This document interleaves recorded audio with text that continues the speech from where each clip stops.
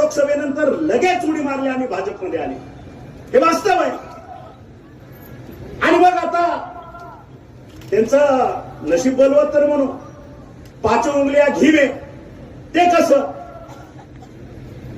जिल्ह्यातलं भाजप ते चालवतात.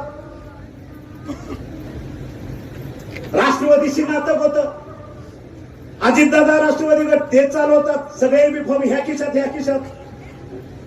शरद पवारचे राष्ट्रवादी ते मागच्या खिशात, ते युनिफॉर्म त्यांच्याकडं. एक आमच्यातला गद्दाराचा गट शिवसेनेचा, ते बी पुढच्या खिशात, त्याचे बी युनिफॉर्म तिथं. राहिला कुठला पक्ष? आणि काँग्रेसचं तरी हास्यास्पद झालंय.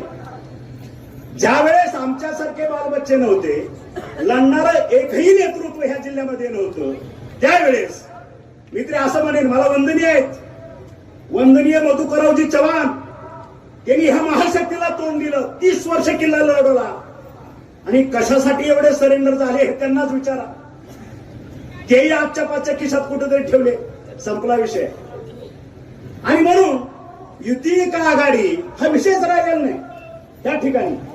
5-5 पक्ष ज्यावेळेस एक माणूस घेऊन चालतो, हा कुणाचाच नसतो हे लक्षात ठेवा. कारण गद्दारी ही रक्तातच आहे, तो कुठल्याच पक्षाचा नाही.